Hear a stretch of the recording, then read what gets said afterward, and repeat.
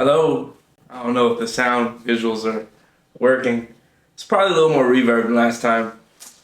But my spirit is at a good frequency and vibration. And I think that momentum comes from a resonance is the word? I'm not sure. But I recognize somebody else's frequency, and that sparked my energy to build and have some momentum. And then I found out that, shout out Heinz, the Heinz effect. That person ended up listening to the same things I listened to. And I guess you could say are motivated or inspired by the same things or resonate with the same things. And that's why we see each other's auras and stuff. I've never met this person in like real life, right? But I thought that was so cool. And I'm trying to figure out what this next video is going to be about. So I guess let's talk about recognition. Okay? Like, to be able to, let's talk about our senses, right? How we perceive the world that we're in. And we have 5 senses. We got the eyes, the ears, the mouth, the nose, and your touch, right? So we have sight, we have hearing, we have taste, we have smell, and we have touch. And one that we don't talk about that isn't really said is your gut. And you're like, it's that inner feeling. And that inner feeling works both ways, like a boundary. A boundary can be set not only for myself, but anything outside of myself. It's how we navigate this gate, the gate of what we allow in and out. If you ever saw Aquaman, one of the recent ones, you know that gate that like all the ships gotta go through to get to Atlantis? Super side note. But that's what we do. We feel and we navigate through this world through those 5 senses. So within those 5 senses, like I said, we don't talk about the gut too much, which would be like the 6th. Oh, this feels fishy, or this, definitely feels great. Let me tell you, the recognition that your gut has, oh my gosh. The people you recognize within yourself, you're like, there's something about them that I like, and you're like, oh, I wonder what that is. And then you realize that thing is just a part of yourself, whether you know it or you don't. It's a frequency or a vibration that you guys share in similarity. Whoa, right? So shout out to Heinz. I still don't know if her name is Liza or Lisa, but shout out to her, because as like this community of people that are self-expressive about the process of which they go through and understanding and not allowing their vulnerabilities to be the thing that stops them, I find strength in that. And I'm so happy that I have these 2 people that I know somewhere else, my gut trusts. I'm gonna need to change this battery really soon. 1 second. Will it connect? I still don't know if this sound's gonna be correct, but I put a new battery in. I honestly forgot what I was talking about. 5, 4, 3. Recognition, right? And that's really what community is. Take it back to another movie reference, right? In Thor, when they were talking about their home, I forget the name of the place they're in, but they said it's not a physical place, it's the people. And I was like, man, what if the thing, because like on an atomic level, yes. Atomically, nope, atoms.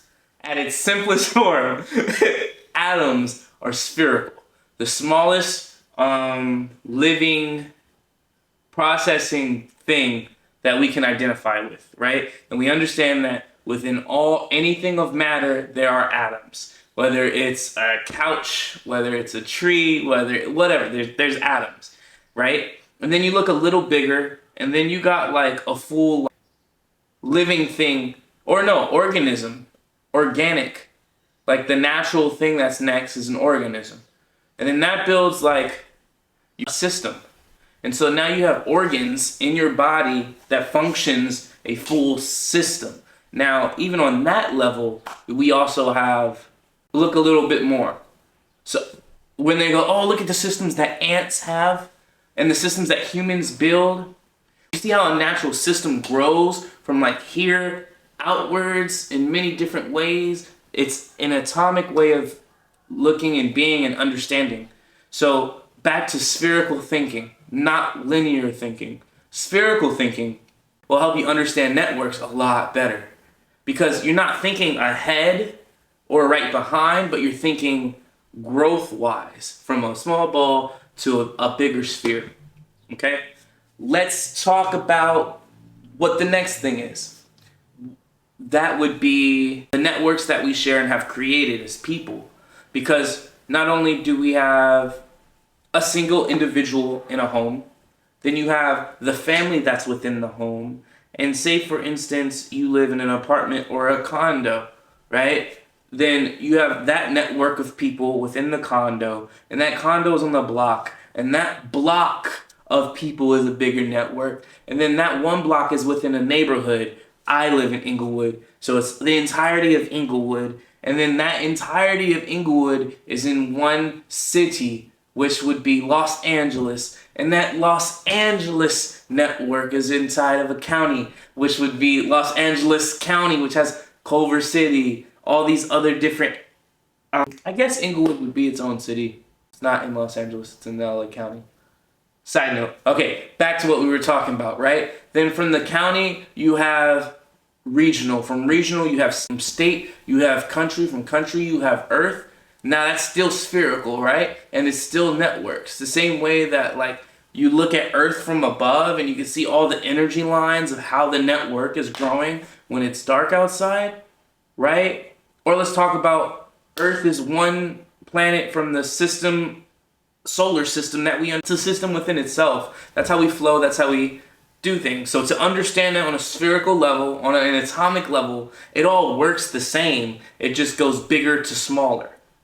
So we're energy, we're vibrations, and we recognize, when you're able to recognize the part that you play within that, it's the same system. It's just sometimes you need a microscope to see it, and sometimes you need to take a step back to see the full picture. So let's go to the next segment of this video. Right across here, we're gonna put sight. From that first, when I was talking about the different sight, different senses that you're able to feel, that you're able to observe, that you're able to process, analyze, like, what's the word? Consume. Those things help navigate. What are we talking about again? 5, 4, 3, 2, your sight. Bigger picture.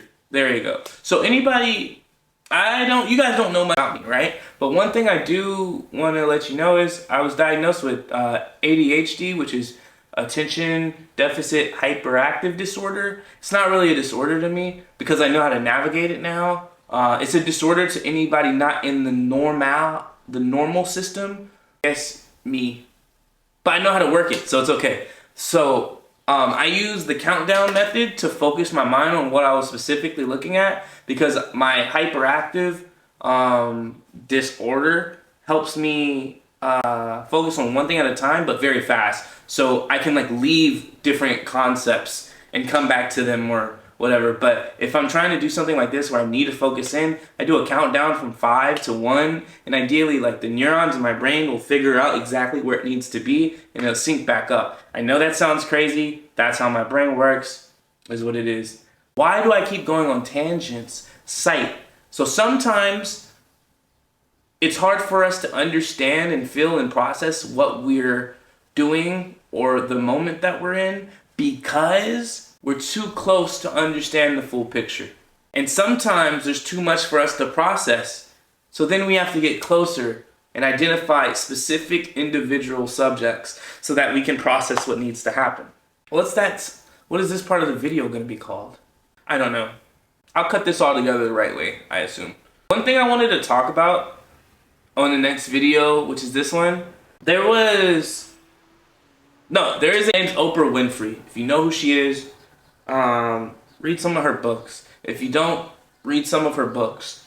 My mom once redid our restroom when I was younger and put a quote in there, and it said, "Do the things that you have to do so that you can do the things that you want to do." And I've always thought, man, that's just basic sense, but it's hard.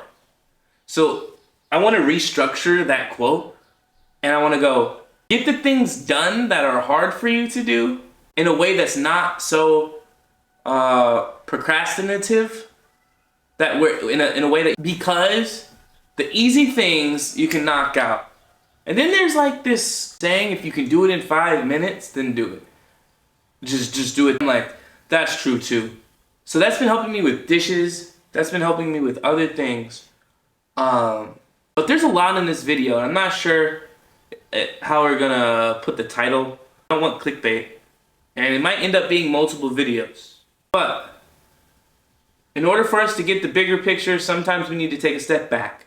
In order for us to feel and navigate within the world that we're in, we need to have a gate. Navigate what comes in and what comes out of our systems, our personal systems, our group systems, our energy, our flow. Ooh, another thing I really wanted to talk about today was energy. We talked about some vibration and atomic understanding of how we flow naturally and grow, right?